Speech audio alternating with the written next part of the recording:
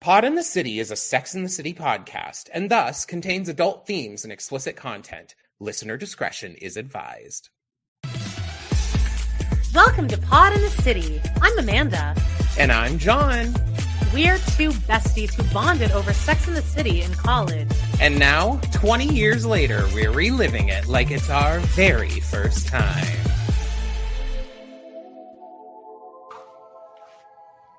Season 3, Episode 8, The Big Time. Carrie has more surprise run-ins with Mr. Big that cause her to wonder if timing is everything. Charlotte believes that Trey may be the one, and Samantha fears that she was going through the change of life. Elsewhere, Steve tries to convince Miranda that they are ready to have a baby. Well, newsflash, Steve, you ain't. I don't think Steve's, as we find out, not even really ready to have a dog. And I will say, unfortunately, I'll give it up. We do have a couple Steve haters who watch. We get it. And we do call ourselves somewhat of a Steve apologist podcast. Now, it has been a few years and a bit of a time. Now, I think Steve is hot and could fuck you into the ground. I shouldn't be saying that so early in our thing, right? But at a certain time, you need to kind of respect this person. At this point, we got the skid marks and we got the laughing unironically at Scooby Doo while eating cereal at 8 p.m. Well, for me, a lot of my frustration here with Steve this episode, and probably now in everything, is going to be the whole nonchalantness about it. Of like, oh, hi, I'm pissed off because this dog is waking me up and you're the one who said that you were going to take care of it and you're not even doing it. And your reaction is, it'll be fine. Don't worry about it. I would want to strangle you. I hate that kind of a I'm not that kind of person. Like, there are certain things where I'm like, yeah, we'll let it ride. Let's see what happens. But like in a situation where action needs to be taken, the idea of being like, it'll be fine. And the only reason it's fine is because you aren't dealing with it. I mean, it's true exactly what Miranda said. And I do believe that I love Miranda, except for Anna, just like that. So guys, Steve haters who are watching, we understand. We see you. Also, when he says, come on, let's have a baby, it'll be fun. The way I would launch into a monologue, a list of all the reasons this will not be fun in any way. And this will ultimately end to our demise real quick.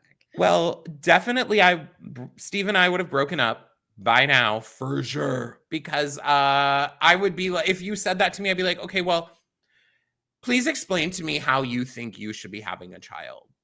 What is going on in your, let's see, I would lose it when he brings it up. Then the next day, that's when I would lose it. Because I'd be like, it was cute at the restaurant. We were both kind of joking, but now it seems like you're taking this seriously and I need to nip this in the bud immediately. Well, how about getting a dog to test out that you did this to me though.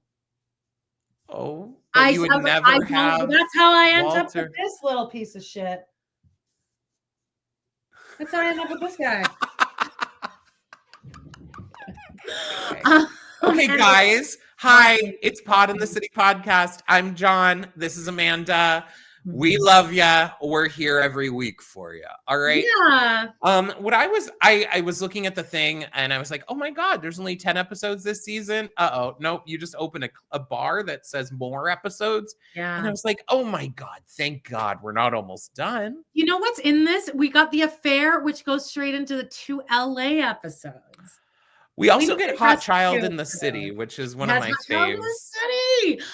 Really quickly, guys, I'm going to do some housekeeping. Head on over to our Patreon, patreon.com/Pod in the City. And this week we did Pillow Talk. We actually got pretty kinky, if you will. Guys, Pillow Talk is like our monthly episode where we talk about sex stuff. Like, and me and John we had similar stories this week. We actually had shit to report on, y'all. So you're going to want to tune in at $6 a month at patreon.com/Pod in the City. You get tons of extra episodes. You get early release of these episodes every week. And you also get to be over there. We have a few new members over there, and we're so glad, and we just love it. Also, you guys can join us here on YouTube if you don't want to deal with Patreon. Mhm. Just join us here on like the fabulous tier, and it's all the same videos that you're going to get over on Patreon. Make sure you follow Joan over on TikTok at on Open That Doll, and follow him on YouTube here at Open That Doll. And make sure you join us every Wednesday. I don't have a cover. I know, I saw that. Every Wednesday, the weekly roundup, baby. We're there live at noon. I would love. Currently, also, guys, I have a chainsaw murderer who is chasing me actively. Actually, it's just my neighbor getting their yard done. So if you hear that, I'm sure you won't, but check it out. Our live every Wednesday. One last thing, we need voicemails for next week's Patreon episode. So please go to our Patreon. It's on the public feed. Type into the keywords like voicemail, and it'll take you to the link. And then you just leave us a voicemail about anything. You can tell us anything you want. Yeah. You can keep calling back and leave a 10-minute message if you want. And in fact, Amanda will put the link to the voicemail. It'll be in the show notes, baby. To the voicemail in here too. Yeah. So check our description. Let's do it. Oh, by the way, also, guys, but during this, in about 14 minutes, I'm going to get a call from my doctor because I am going to have to get a scope down my throat to check out my stomach because I have such severe acid reflux from all of the drinking that I've done in the course of my life. And so they're going to find out what's going on down there. So she's just going to call me and let me know how horrific that's going to be. So at some point, there's going to be a time where we pause and then we'll come right back. You won't even notice it. But let's get into this episode. You will now, though. You will now. Yeah, babes. I liked this episode. I love this episode. And my biggest takeaway from this was Miranda looked so damn good. She did, especially in this scene here. In the bathroom, her hair is scene that took my breath away. It's her and Carrie walking down the street. Carrie's wearing a blue, like, kind of smock dress thing with a big pink flower. When they're talking about me and mommy, and she's wearing that suit. Miranda has like a cut gray kind of like, I don't know what you call it. A little oversized blazer. Gorge. Oh my God. Her hair is like hit by the sun. And so I was like, yeah, Miranda's great in this episode. And she's got a lot of like really famous, iconic lines to me, like me and mommy. Because that is when you're in a relationship and it's like, I'm not, because guys, you like to weaponize the word like nagging, but it's like if you were an adult and just like handled your shit, it wouldn't be nagging. But now it is like, I'm mean mommy and nobody wants to fuck mean mom. Why do I feel like, unfortunately, this is a very common It is. I think it's for the older generation because like they were coming out of like Mad Men days where like men really were not trained to do anything. Mm-hmm. So maybe the younger generation. But you know, back in those days though, like shit, I would love to be a stay-at-home. I mean, the fashion. Whatever. I wouldn't. Oh, I would. I don't want kids. If I could just sit at home on my fat ass. Well, if I could be a stay-at-home like dog dad, oh my God, I would love that. I want to have kids. I would definitely be Julianne Moore in The Hours, where the decision is either I'm going to off myself in a hotel room or I'm going to desert my family. Great. Well, that's better than most men nowadays who would just off their whole families. Yeah. Anyway. And then the other iconic line that I think I mentioned when I started dating Rob, where I was like, this is a man who has his taxi cab light on. Remember? I said that. Yeah, you did. Yeah. And it didn't work so well for me. I didn't love that shit. Anyway, let's start this episode though. Let's remember that at the end of last episode, Charlotte met Trey McDougal. Yeah. So, by the way, I just clicked into my notes, and the first thing that came up was the script that Brad wrote for us. So, the big game. How about that Super Bowl? Can't believe that the Chiefs fell on their ass. Yeah. Brad said we did really good. I sent it to him, and he's like, I actually kind of believe you guys. He's like, I bet people did believe you. I'm like, yeah, some people were I said at the core, we're actors. True. An actor's life never leaves. Oh, but let's get into our Steve hatred, all right? This is actually, Okay. we're going to call this some news and gossip.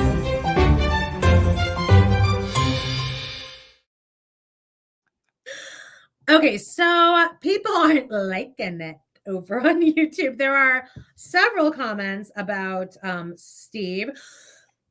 We have been definitely Steve apologists, but at the same time, it's like, okay, how do I word this in a way that's right? Like, I'm not taking it that seriously, so I hope you guys don't think that we just think like, oh, Steve's a good guy no matter what. No, it's more just like we think he has a hot tongue. We think he could fuck us into the ground. And so like that weighs into it. Plus, it's a TV show. If I were Miranda, honey, trust me, I would have left his ass episodes ago. Are we for real?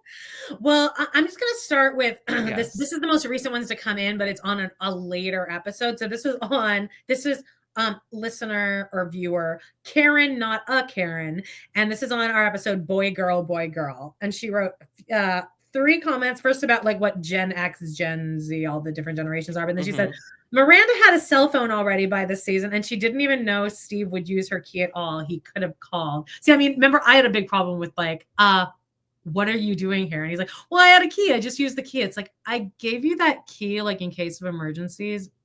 Like, you don't. Okay. Here's where I'm going to play the mildest devil's advocate. You're mild. Okay. When I read maybe what people are saying, and trust me, I'm not trying to stand up for Steve's character. I do not, again, I don't care enough. So, but I don't think he has a malicious intent behind any of this. Definitely not. But it feels like some people may feel like he's doing this, like he's trying to ruin Miranda's life. Like, well, here's her second comment. Steve wasn't being nice. He was taking up way more than half the bed.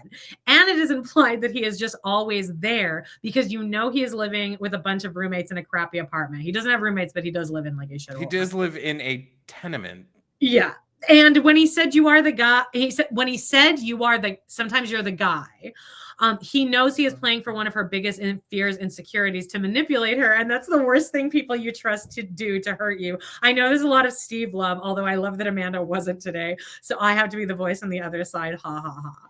See, again, yeah, I also don't think that Steve said that because he knew it would bug her. I don't think he's that smart. I was just going to say, I personally feel that I am totally on board, actually, for what you're saying, Karen, not a Karen. I agree with those points you're making. And if I was on Miranda and if I was like in the other shoe, I would be like, blah, blah, blah, blah, blah, too. But here's my thing. I feel like Steve is too dumb to be like, malicious. You know what? I know that this is one of Miranda's push button points. So I'm going to say this. He just seems kind of like, so it's like it's more like and then can you read the other? I just found him. Okay, so again, guys, please keep leaving comments and I hope that Karen, not a Karen, and the next person is not. Oh no, actually one of these comments is also Karen, not a Karen. So Karen, not a Karen was on a Steve rampage because now we're on the other, we're on the Drama Queens episode from last week. And Katya wrote, damn Steve, I hate him. He drained Miranda emotionally and financially. He did not contribute to the relationship at all for years. No wonder she left him 20 years later. Damn, Steve is awful. Don't you remember, guys, how he brutally broke up with Miranda for the first time because she earns more money than him? This is terrible. On top of that, he cheated on Miranda in the second movie. It was actually the first movie.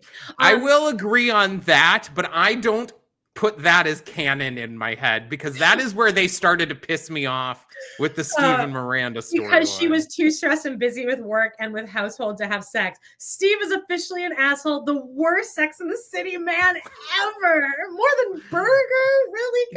Guys? And you think he's worse than the guy who filmed videos of the artist who filmed videos of his prey? Yeah. And the Russian? Anyway, we're not arguing. Thank you for the comment.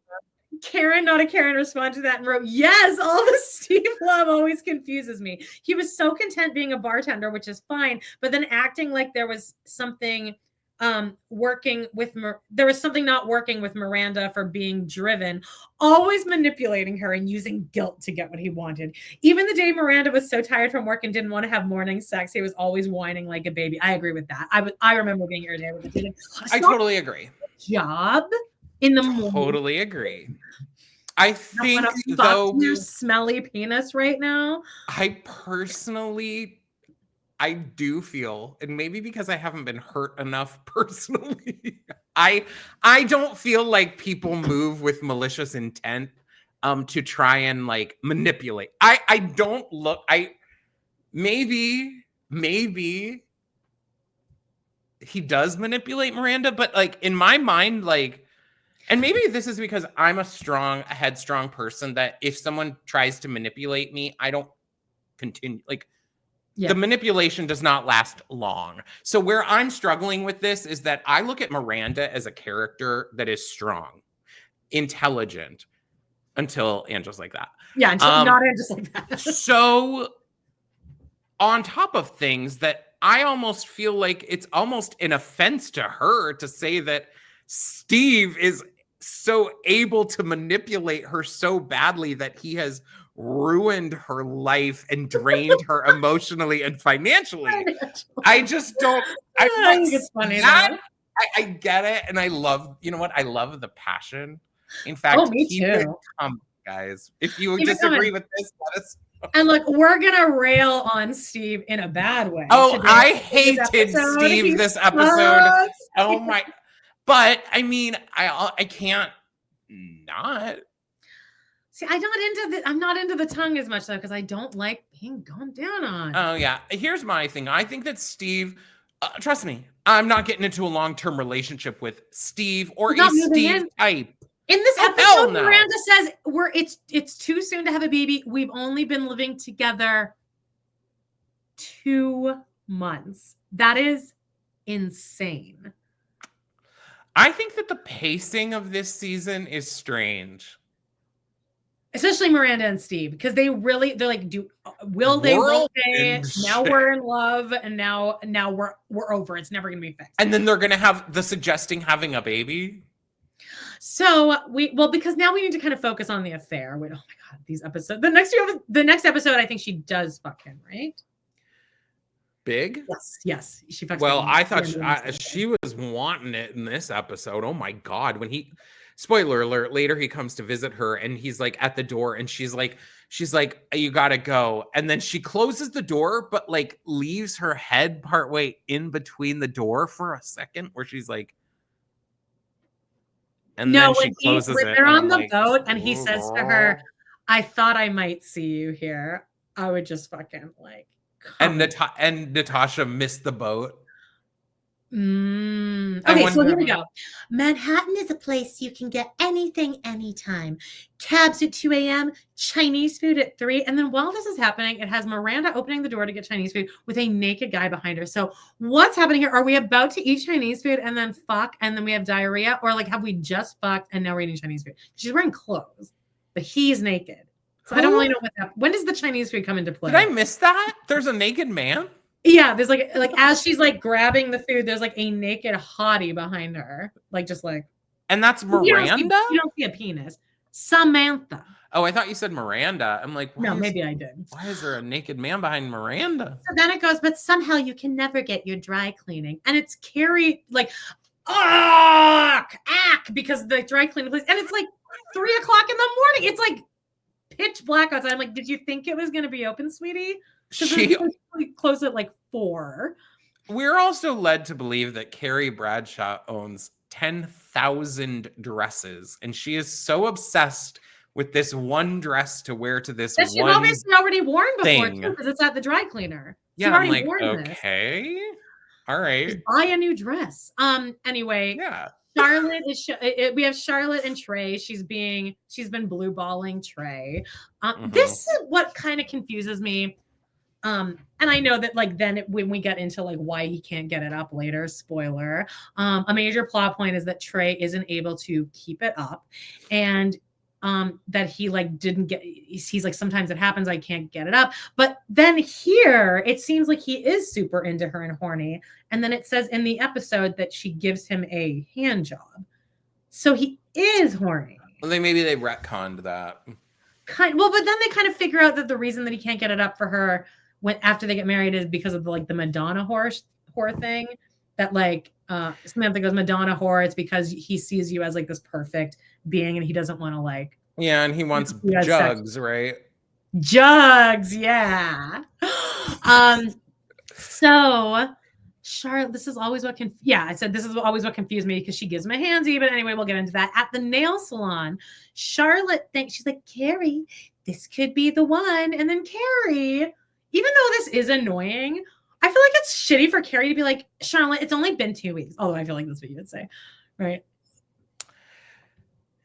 Yeah. I mean, I don't know. I would love to feel the feeling that I've never once felt that within 2 weeks of meeting someone that I felt like, wow, I feel like this about every guy that I hook up with for about a week or so, and then I'm like, this is fine. Okay. On my first date with Rob, I texted you, Jody, and Justine, and I'm like, I'm in love. Well, and that ended up fizzled in the most fizzly way anything has ever fizzled. Anyway, she said, she's like, oh, I don't want to have sex with him yet. And Carrie goes, you're everything but girl. And then Charlotte says, I read that if you haven't had sex in a year, you can actually become re-virginized. And then they discuss like how they lost their virginity. Do you think you could become re-virginized? I didn't have sex for 3 years when I moved to Canada. Oh, so you were a virgin. I mean, I guess. I honestly didn't think I'd ever have sex again. I was truly like, I just won't have sex again, and that's fine because I'm not horny. Oh yeah, but now you are. Now I'm like too horny. Guys, if you want to hear about how horny Amanda is, check out our Patreon. Patreon.com/pod. Also, I guess now is a good time to bring it up, is that me and Jody have just come to the conclusion that I have entered perimenopause. It kind of explains why I've been so horny and why my You're going to just reveal some like crazy thing. You're like, Jody and I have decided to disband. We love No. We've diagnosed me with perimenopause. But then this whole episode is about that. Like, about Samantha possibly being in perimenopause, like irregular period. So she is. So anyway, Carrie and Aiden have been hanging.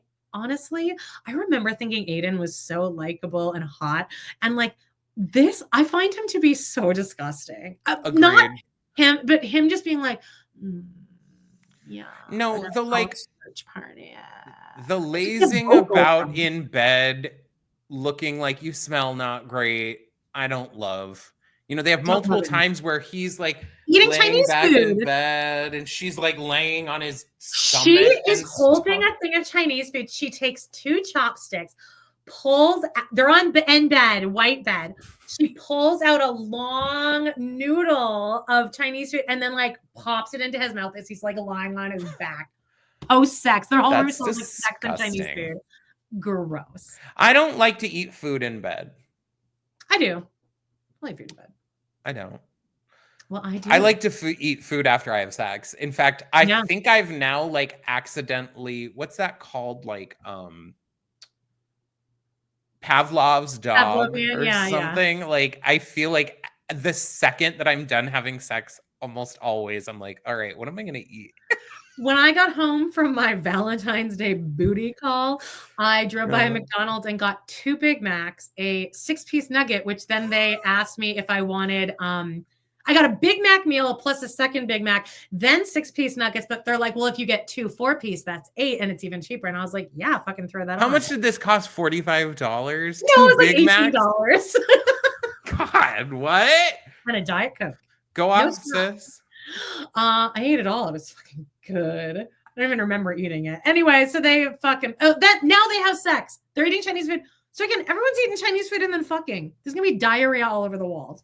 I'd be fucking than having Chinese food. Yeah, but Chinese food, this was good. Samantha is now at her new place in the meatpacking district, and she turns and she's hanging out by the mail, and she turns around, and we meet Patti Lupone's brother, Robert Lupone. You didn't know that was him? That's who that was? Yeah, Len. He plays Len. I love that. Okay, I get the vibe. He just died a couple of years ago. Oh, yeah. I know, but it's Robert Lupone. I believe that they're related. They are. They are related. Samantha gets. Thank goodness I believe it. He's like hitting on her, and she's like, "Oh no, Len, stop." And then he plays the perfectly like disgusting like.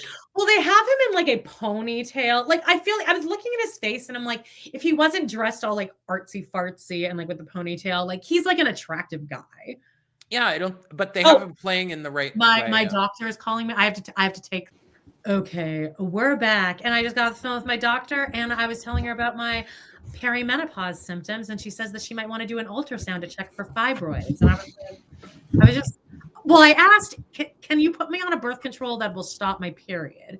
And she's like, well, I'd love to do an ultrasound. We can get tested for fibroids. And I'm like, I don't want all that. I just want to not get my period. Well, you might as well. It's free, isn't it? Where you live? That scares me. What if I have fibroids? What if I have cancer? Fibroids isn't cancer, is it? Well, if you have cancer, it's better to know now than to wait. I guess. All right. Well, anyway, so Samantha, speaking of menopause, gets a pamphlet in the mail for premenopausal women. So she takes it to cocktail hour with the girls. Carrie's wearing a really cute outfit here. She's wearing purple like tights, a jean skirt, heels, and then like a tennis zip up jacket, like a white jacket. And her hair looks stunning. Anyway, really Samantha's like, this is ridiculous. And then Charlotte is reading the pamphlet. She goes, sometimes in the 10 years before menopause, women can experience the following symptoms, including all month long PMS. And then she looks at Miranda, and Miranda does a cheers with her cocktail, including all month PMS, fluid retention, insomnia, depression, hot flashes, or irregular periods. And then she goes, oh my God, vagina waits. And Samantha goes, honey, my vagina waits for no one. And then Samantha teaches the world about Kegel muscles. And I got to say, this is probably where I first heard that expression. I'm doing mine. Probably, but there is something else that had, I can't remember what it was. I feel like this might have been the first time I ever heard that. But they all discuss how they're all on their period right now, except for Samantha, who's just a couple days behind. And Charlotte says, oh my God, we're all synced up. You know, there's this podcast called You're Wrong About. Have you ever heard of that? Where they debunk like conspiracies, whatever. And one that they took on was, do girls sync up on their periods? And then they somehow like debunked it. And they're like, no, it just happened. And I'm like, well, tell that to like every theater show I've ever done, because the girls will sync up after the first girl that gets their period, everyone else gets it, right? Isn't that true? I think it just happens for sure. Sync up. To say that it doesn't happen is absurd. I think that is absurd, because you really do sync up. Me and Jody are fully synced up. I have to like text her and be like, are we about to start our period? She keeps track and I don't. I constantly am texting Amanda, are we about to start our period? She says no, but Carrie missed. Oh, so anyway, Carrie misses the cleaners again. But she just looks really cute in her outfit. Now Miranda and Steve are out eating pho, and Miranda says, and there's a baby. And Miranda goes, since when did it become appropriate to bring babies to restaurants? And Steve, this motherfucker. Well, this is actually when Steve starts like dribbling his noodles down himself, like he's having a stroke. It's like, okay. And he goes, come on, they're cute. I'd be like, no, baby. That's not what your answer is going to be. At a dinner? No, yeah. I don't want to hear screaming children at a restaurant. No. If you need to yes and me about anything, it's about the issue of children in public. Well, I mean, honestly, I think if you were a person who's like, oh, well, what are they supposed to do? Stay home or go to a child appropriate. Get a babysitter. Yeah, go to Red Robin. I honestly, but I also just don't think I would agree. I don't think I could date a guy that didn't that wasn't at least a little bit annoyed with the situation with me. The reason I couldn't date them is because they would always be annoyed that I was annoyed. Right, that I It would seem be like a that total I fraud. seem like the bitch who's Yeah, overreacting, and exactly. when it comes down to it, I'm the sane one in the situation. If Yes, you are in I'm a right. restaurant and you're able to like just block out that there is a baby screaming, crying, I'd like to have half of your stupidity. No, but now here's the thing. Now with now people would say like, oh, but you fawn over dogs. But if there was a dog like whining incessantly next to me, I'd be like, somebody needs to shut that dog up or get it out of here. One of my most hated sounds is dogs barking. Bark. Mine is more whimpering. Well, whining is annoying too, but like Yeah. that usually is something that like the owner encourages or allows or does. Barking, I'm like, just what are you? Especially when dogs just bark at This nothing. one. I'm like, This one.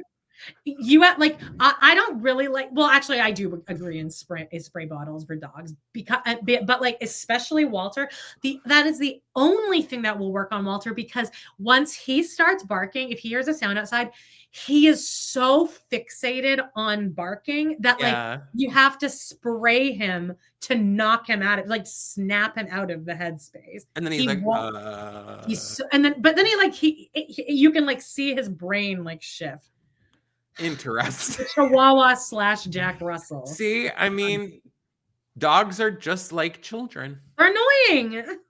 They can be annoying. And they don't belong in restaurants where I'm paying $30 to eat soup. So Miranda cleans up like Steve's shirt and he's like, oh, we should do it. We should have a baby. The timing's perfect, he says. She goes, Steve, we've only been living together 2 months and I'm up for partner right now. And he goes, she goes, no, we can't have a baby. Come on. He's like, it'll be fun. Come on. I want a baby. It'll be fun. You just sound so ignorant and like emotionally immature to make a statement like that. Yes, I agree. It'll be fun.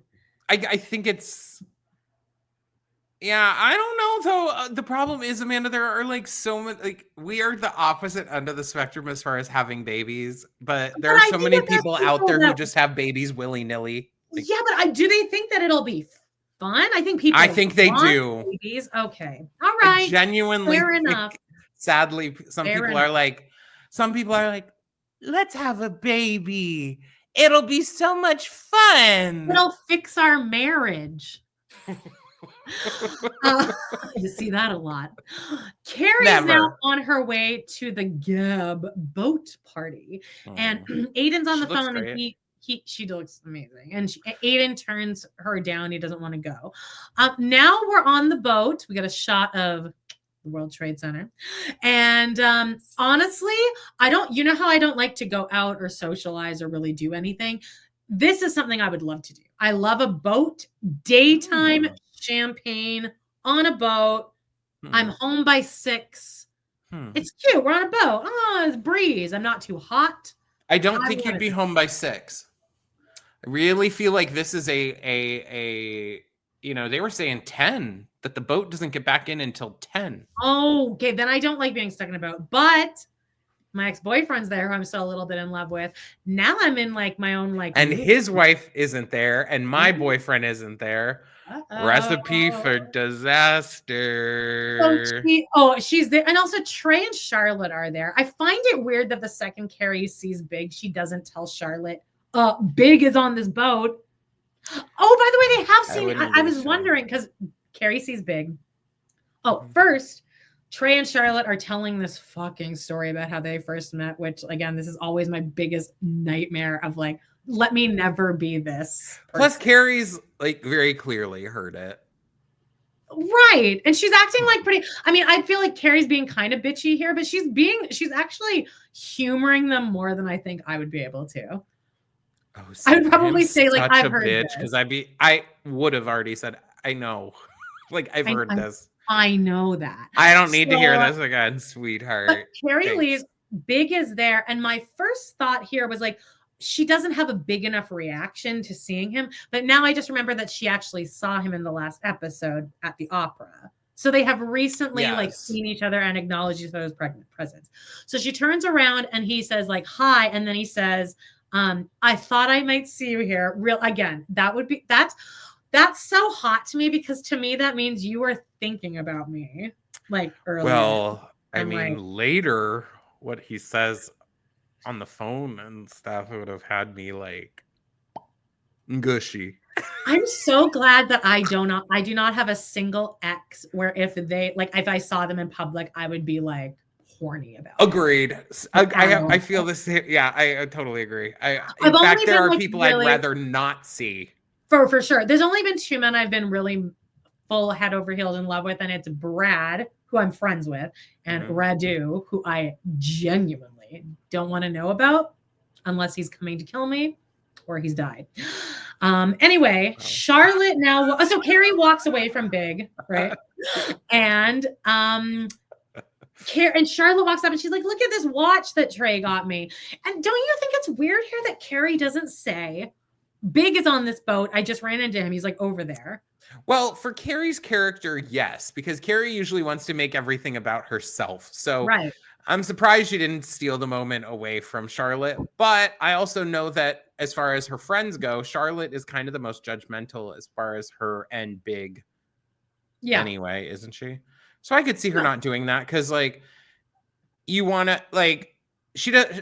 If you're in Carrie's spot, which we've all been there, you don't give a fuck what your Charlotte friend thinks about you flirting with your ex who's now married, who whatever.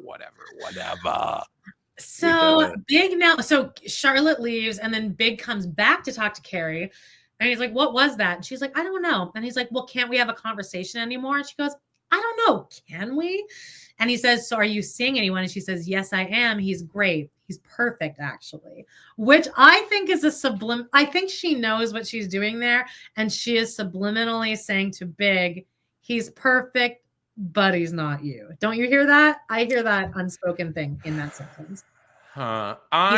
She shrugs it. She's like, he's perfect, actually. But I think if we're going to talk about Steve being a manipulator, I think that in this whole scene that Big is this whole episode, Big is a huge manipulator. Oh yeah. And I think Carrie is well, I don't know her like as far as my memory, you know, we did and just like that in between wrapping up like whatever. So in my memory, forgive me friends, like Carrie still kind of left wanting Big a little, when they broke up, right? So because they broke up because of the Paris thing, and then he came back with Natasha. It wasn't really fully mutual. Like there's definitely like I really, you know, as far as the love stories in this show, I do like the way this one goes, because it is kind of like for sure. It's relatable and understandable. Super relatable. You know, now I feel like now that I'm in my 40s, I would not even. Because you have to participate a little bit. You have to be interested enough to kind of dip your toe in, and or like at this age, I think I would just not even engage in any way. What do you mean? I feel like she's opening the door, even just by talking to him. 1000%. And when he says you can't even have a conversation with me, I would honestly be like, yeah, I can't. Yeah, no, for me, my heart, and it's dangerous for us we can't be friends. No. The best thing that I can do to get over someone is to get away from them completely. Yes. I've learned, I mean, and it's common. It's not like I invented this idea, but the out of sight, out of mind is definitely, it works, y'all. Yeah. Because if you're having to exist in the same community, that's why I'm really glad that I never really got too much into dating in the theater community or in communities that I've been wrapped up in, because you can't get away from those people. I mean, I've had situations where I could not get away from people because you were then in shows together. And so I'm, I just end things. Again, I mean, maybe I'm a cold-hearted bitch. But like, I can write people I'd be like, no, we're done. You're married. You've married someone else. Goodbye. I'm over your ass. Charlotte. Wait, sorry. Samantha's 5 days late. Because we just ended. I guess the boat went fine. Do her and Big just hang? Did they just avoid each other? You're on a Trey little is or Charlotte has the new watch, and she's like, it's inscribed on the back, and Trey it says says like he's it's about smitten. time or something like that. Right. And Samantha is now 5 days late. I find it weird that they're all in the ladies. This is where they're all in the ladies' room. Miranda's looking amazing. I wrote Miranda. They're all in the ladies' room. Miranda looks stunning. They all take tampons from Carrie, and Samantha is 5 days late. And she goes, no, I'm not pregnant. I'm dried up. But Samantha's what, 44, 45 here? Why would her head not go to I'm pregnant? Because she could definitely still be pregnant. Like, why would you just completely rule that out? Like, is she 44 here? Yeah, or less. I can't remember. I don't know. This just gives me glimmers of when Ramona thought she was pregnant and she was 60, and her whole storyline was taking a pregnancy test on a boat at Luann's anniversary party. Like Kim Cattrall was 44 when this episode aired, so she was probably 43 when it was filmed. I don't know how old she's supposed to be because we never know. So I don't know. I think that would just be something that people. I think that as you get older, your first inclination, if I'm in my 40s, my first inclination is not I'm pregnant either. I would definitely I'm about to turn 42, and if I didn't have my period, I would immediately go to, I wouldn't go to that it's full menopause. I would think I'm pregnant.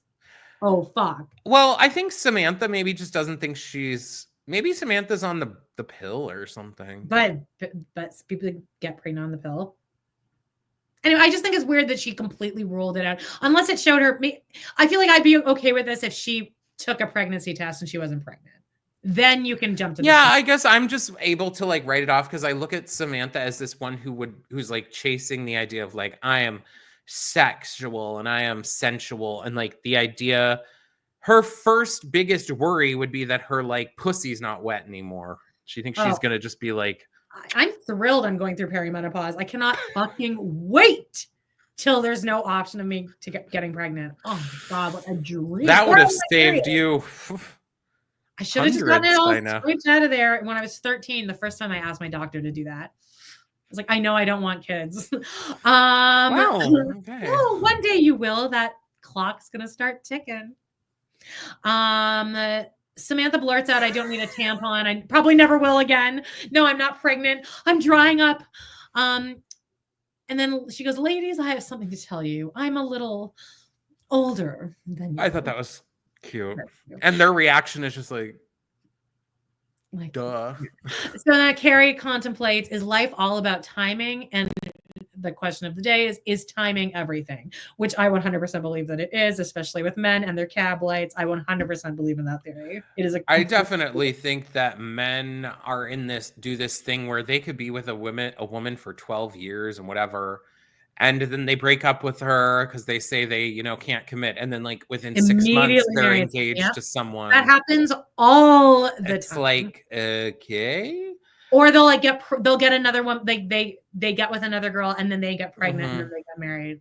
Or they tell you they didn't want kids in the first place and then they get another girl pregnant. Yeah. I think though that is a thing of where men don't take relationships that seriously to begin with. So that's a man thing more than anything. Okay, so Miranda now is working from home, finishing up a case. Again, she's up for a partner. Steve in the other room is eating cereal, bare feet out. Again, it's not the cereal. He's also sitting like, I can't even do the way he's sitting. Like he's like, hey Miranda, what's that? The cereal. And the grossest part about this isn't the cereal. It's not the Scooby Doo. It's not the bare feet. It's the fact that he is watching this and unironically laughing out loud at it. At Scooby Doo. I don't hate the idea of you watching Scooby Doo. I don't hate that. Not watching. What if we were watching Scooby Doo and I laughed out loud like Steve is? like Steve is. Have you ever even heard me laugh that loud at anything like that? I laugh at absurdity, though. That, guys, I know. I'm trying, and I'm not trying to apologize for Steve here, but I would laugh at that. I think the sitting there acting as though, you know, your woman is busting her fucking ass to try and be. Turn that down, and you're just like, yeah, it doesn't whatever, it doesn't matter. It's okay. Let's have a baby. I would be like, get the fuck out of my home. That's what it is, because she's like, oh, by the way he's watching TV is she has a glass table, and there is just a like 13-inch TV with like a big ass on it, just sitting on a glass table kind of halfway across the room. It's like, okay, this is the year 2000. This wasn't like 1984. But anyway, well, you know, when they got turn that down, and then she goes, he goes, hey, you're gonna have to get used to a noisy house when we're gonna have a baby around all the time. And again, that's what would set me off. Are you bringing that up again right now? Really? That would set me off. I wouldn't react like that. I'd just be like, you're fucking stupid. I already told you I'm not doing that. What, are you demented? Yeah. See, this man would have left me weeks ago. And he just said I'm a hard ass bitch. Is that he's doing that cute thing where it's like, oh no, but you're just kidding. Like he's minimalizing her seriousness of, no, I'm not the fuck having a baby. This is where I genuinely, and I know this is probably the wrong thing to do. This is where I think that's another situation where he's just too stupid and he's too ignorant. He's too ignorant. I don't think he's doing that stuff. I don't think he's like, oh, I know this will work on her. I mean, maybe. No. Yeah, no, he's not doing this on purpose to be. In my experience, experiencing women and their relationships and the experiences of straight men and whatever, the truth. I feel like most of the time, the men are just uselessly incompetent, or they were just raised to be stupid and ignorant. Where it's like, she goes, I want to table this discussion. I want to shelf this discussion, please. And anyway, they fight. And now she's. I wouldn't even shelf it. I'd be like, I'm never talking about that again. Yeah. I'll let you know when I'm ready to have a baby, and you will never bring it up until I mention it. Yeah, 100%. So she goes, she's walking with Carrie, and she goes, we haven't had sex in over a week, and he wants a baby. What's wrong with this picture? And she goes, we're in this shitty place. We fight, and I'm working really long hours because I'm up for partner, and he's using a baby as a Band-Aid for everything that's wrong with us. Now, I agree with you when you say that this is moving a little too fast, because like up until now, this is the only issue that's really come up so far. I guess. I wouldn't even understand how this would be brought up. I think this is kind of an absurd. I don't know if they're just dipping their toe in because they know they're going to make Miranda pregnant. Oh yeah. I wonder. Like, are they just trying to make it be like, well, we can't, if we just make Miranda pregnant, which, sorry guys, spoiler alert. I know, I guess some people listen to this. Well, anyway, whatever. I feel like that's what's happening here, is they're trying to establish so that we know that Miranda does not want a baby, that a baby will totally ruin Miranda's life, basically. But that's not true, though, either, because I'm surprised here that she says, I do want one day. So I don't remember her ever saying that. So she does want a baby. Yeah, well, she ends up. Well, I know she ends up having one, but like, I didn't realize that she even wanted one. I understand though that feeling of that, like at this moment she couldn't have one, but I get that. She says maybe maybe the problem is me. Oh, she goes, I'm mean mommy, and nobody wants to fuck mean mommy. I'm nagging him all the time. She goes, maybe the problem is me, which is another thing that women have learned to do to ourselves, where we gaslight ourselves into thinking like I'm the problem. She says, I do want one day. And now we are back to Samantha, who's super depressed. And she, since she's in perimenopause, she's decided to go on a date with Len. And Len's talking about his artificial hip. Now she's so depressed that she does have sex with him. And he lets her know that either you're a virgin. This is such a disgusting way to say this. Either you're a virgin or you just got your period. Gross. And then he yells at her that his sheets are expensive. She though has completely only done this because she is like so depressed, and even when she's having sex with him, she's like literally laying there like nothing. Oh yeah. And so then when he finally does like say she's like bleeding, she's like, oh my God, what? Oh my God, I'm having my period. And he's like, these are $1,000 Cantonori sheets or something. And she's like, I'm really sorry, but gotta go. But I mean, I feel like that's such a huge red flag for a guy to like, not to be mad about it, because I understand that it's like gross, but like to even say that, to mention that you're upset about it to the woman is just such a like rookie move. It's just like you sound like an amateur if you're. It's a little weird that you just beat the pussy up and now you're upset that it's gushing liquid. Like, girl, you just stuck your dick in it. Also, you contributed. This guy I'm seeing said like, he's like, tell me, he's like, it's like almost like a good thing for guys that have experienced that, because it means that like you like got things moving in there.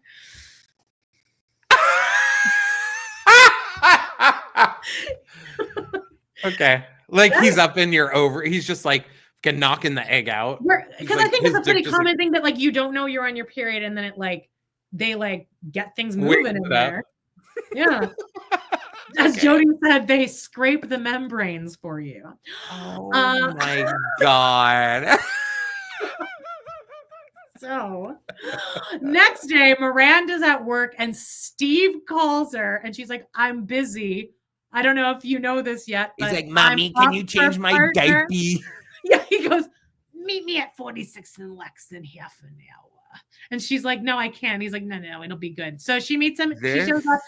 Emma, I'm not even walking in. When I see that this is a pet store, no, baby. This just got worse and worse. You know what? You know who I think was foreshadowing? Our commenters who hated Steve in the past 2 episodes, because they knew what was coming. They knew we were going to have egg on our face. They knew it. They were like, you know what? We're going to look like two biggest animal lovers like out there. But like this would piss me off. And this is what Red Dude did to me. It's also the typical thing of, I mean, they get the puppy. Yeah. And then and Miranda's like, is really cute. I mean, the puppy beyond cute. When they lift it into the bed later, I'm like, oh. Also, I was confused. I'm like, why is the puppy not in the bed with you? But I feel like Miranda is the type of person that wouldn't let their dog sleep in the bed with them. But like, I understand if you have a new puppy, maybe it is good to train them to like not do that. Yeah, I had to train Whiskey to sleep on the ground, but then in the last couple of weeks, I just let her sleep on the bed with me because I was so sad that I think like Butch doesn't really sleep in. Butch is my cat. Everyone, she doesn't really sleep in my bed, but she sleeps like on this chair that's like a foot away from my bed. But she'll go through spurts where like for 5 months she'll sleep in the bed, and then for like 6 months she'll not sleep in the bed. And oh my God, I'm like, come on, come sleep in the bed. Like I would beg the animals. Oh my God, you should see how I sleep. There's just I'm like sucked down to the bed, like just there's. Well, when I had the dogs, I was like, it was. Like that. But now just with one cat, it's like. Well, anyway, she says yes because so that she isn't mean mommy. Because he's kind of backed her into this corner now. So has he though? Here's my feeling. He doesn't really realize. I understand where we are acting like, Steve is this master manipulator and that Miranda is this weak damsel in distress who is so dumb that she can't make her own executive decisions. Miranda has every opportunity during all of this to say, I'm done. He had shitty underwear last episode and you acted like it was cool. It was perfectly fine. I don't think that's that big of a deal. Okay, Miranda. Okay, Amanda, that is a step. You wouldn't say that a shitty undies also would say that maybe he acts childish and doesn't take responsibility. The Scooby Doo thing is the laughing at the Scooby Doo thing. Don't you Okay, guys, let's not forget that Amanda actively dated a man who talked back when he watched some movie and was like, "It's okay, It was girl. wicked. It It was okay." wicked. He's like, the hat looks good on you. And then I told you, and you said that to me indicates a level of less intelligence. And guess what? I broke up with him real soon after, like a month later. It was still a month. I know, but it was like It wasn't the next day.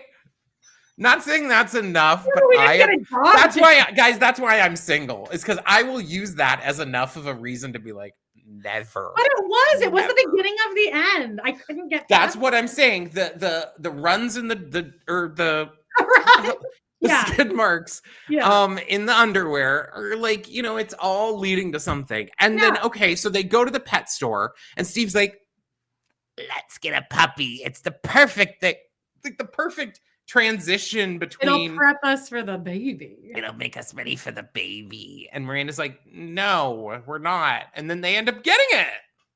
Because she doesn't want to be mean mommy. So now we're at Carrie and so then if you don't want to be mean mommy, then I don't think that you then have the right to complain anymore. Right? Charlotte, no, I agree. So Charlotte I'm not and Trey trying to are be making out, and they're just Charlotte and Trey are like, he's about to walk her into her apartment or let her go to the apartment, and they're like, they're that couple that are so proud of themselves for being in love, and that's all they talk about is how in love they are. I also just think that they think that they are so beautiful together. Yeah. Well, they are. I mean, they are, but I don't know if I could be friends with them at all. They are like the exact same to the decimal point level of attractiveness to me. They really are. And they're like the perfect, like I 100% believe that they would be a couple that you would actually see. But then I also believe that they would be that perfect couple where he is either a serial killer behind the scenes or he is having like a gay love affair. Or he has erectile dysfunction and an overbearing mother. Yes, which is what ends up happening. But I then think back to that Charlotte was actually dating Big in real life. Oh, and that's a hot couple too, but they look hot too. But what's so interesting is when you think about now Kyle MacLachlan, who plays Trey, I just always in my head have him as this like kind of straight-laced type person. Like can you imagine him being like having kinky sex? Yeah, because he was in like he does like Lynch, he did Twin Peaks, so he's like kind of weird. He is, and he does Portlandia he did Portlandia, right? Yeah, I think he was the mayor. Yeah, I can see him having. I just though when I look at like Big, I would imagine him to like. I just look at those two men, and yeah. Well, Trey says, "I love you, Charlotte," and then she gives him a handy. A dry hand job. Okay, so now Miranda and Steve are in bed. Literally like every story of every kid that gets a dog and promises, no, I promise I'll be the one walking it at 6 a.m. and minus 40-degree weather. The dog is Miranda, who has a job. Steve has a job too, but like, anyways, she's like, Steve, the dog is whining and you're not. The dog is whining. She's like talking to it. She's like, oh, blah, blah, blah. It pans back. Steve is like dead asleep. And she goes, huh. She like hard shoves him awake. And he's like, and she's like, the dog is whining. He's like, oh, it's no big deal. And she's like, yeah, it's no big deal for you because you're not doing anything. And that is where I would again though. Miranda's not a dummy. Like, what the fuck? Sorry, I was drinking water. I wasn't just like leaving you hanging. I'm like, what a bitch. Okay. Mean mommy over here. They here. break up. She says, like, this is kind of a sad part because Steve looks so like pathetic in this moment. He's like, there's good stuff here. Yeah, but he drained Miranda. she emasculated him down to nothing. So they break up and then Miranda makes partner, which that is sad because it is kind of like it's hard to have it's hard to be successful at your career and then also have the same thing with It is, but they did such an opposites thing with Miranda and Steve that, like, if Miranda had met someone who had a similar goal, whatever, it wouldn't have been. But when, but that's also part of the lesson that's meant to be learned in the show, right? The point is not to give Miranda a boyfriend who does not test her and make her have whatever, that's soften a bit. Carrie and Aiden are making out, and he goes to set the coffee timer. And at this point, Carrie has a voicemail from Big. Again, this would leave me breathless. I would shit. I would shit too. So he's like, "Hey, it's me." And then Aiden now they're out of coffee filters, so he's about to run down to the Korean to get more coffee filters. There's a knock on the door, and so he leaves, and then immediately there's a knock on the door, and Carrie's like, "Oh, what'd you forget? Got a light." It's Big. And he goes, "Was that him, the perfect guy?" Which means that they passed in the hallway. Woo. And then she goes, "What do you want? What do you want?" And he goes, "Fuck, I don't know. This scenario would never happen nowadays because they would know what each other looks like, I feel like. I don't think guys do that. You don't think that because of social media or something that, like, Big wouldn't have known what Aiden looked like? Was Carrie posting on social media? I would just think he would know. He would have, like, you don't have to be posting in order to be digging. Trust. You've never dug? You've never really looked around? Never. Oh. I never ever do. I love to do that. Not even with people that it even matters. I'm like, ooh, what's going on here? Yeah, okay. Yeah, no, they're tagged in this post, and they're in the background of this that then leads you to this other person who then they have it anyway. I don't, because I can't let myself go there. Because once I'm actually, that would be really bad for you, probably. Yeah, the way my head I could see that going badly. I mean, no, I'm sober now. I like to just keep my head as straight as I can. So anyway, he goes, and then Big goes, "God, I'm so fucked up." Oh man. I would like. You can tell though, the moment he saw Carrie before, he was spiraling out because he realizes that he thought, which is what always happens, is some guy or whoever has some wild rose, right? And they think, oh, they're too wild for me. Their hair's too curly. This is what the show does at the most basic level. Her hair's too curly. She doesn't wear a bra. And so I'm going to now choose this woman who is straight-laced, straight-haired, buttoned up, whatever, because I think this is now what I need. But then they realize that that's not what they want. Yeah. And what they really wanted was the thing that tests them. But most men are pretty simple and just want whatever they think She chases him away. Yes. And then she says, "I had no idea what else Big was going to say. And I'm not sure what bugged me more, that I didn't know or that I cared," because that would really just that's all I would think about. It's all I would think about. I would pretty much know what he was going to say. Well, so now she listens to the message and he goes, "Hey, Carrie, I'm here. I'm on your corner. I know you're home. Pick up. Well, Jesus. Well, I miss you. I can't fucking stop thinking about you. There you have it." I can't stop fucking stop thinking about you would have made me be like, bing. I would just be stoosh. I'd be like, "All right, Aiden, goodbye." She goes, "That was exactly what I needed to hear a year ago, a year too late. This was the absolute worst timing of all." Do. Solid episode. Yeah. You get the next episode. You get to describe at the end when they're in the elevator and she goes, "Fuck you, fuck me." It's really hot. He's in the trench coat. Okay. Wow, guys, we did it. Another episode in the can. We're so excited that you guys are here with us at Pod in the City. Make sure that you're subscribed. That if you're watching us on YouTube, that you hit like. Check it out. And Patreon. Leave a comment. Join us on Patreon, patreon.com/podinthecity. Over there, $6 a month. We got our Pillow Talk episode this week. We got lots of fun. Leave us a voicemail. In the show notes. Check out our live. every Check week. out our We have list. so much shit going on that we just, come be a part of it. Come be a part of it. Even Walter knows it's over, and Latrice is walking around like, bitch, it's 3:30. Oh, is that like dinner time or something? Well, dinner time's 4, but I fed them at 4 this morning because I was up at 4, just kind of hanging out. God. But that's it, guys. We love you. Have a wonderful We love you. your week. Bye. Bye.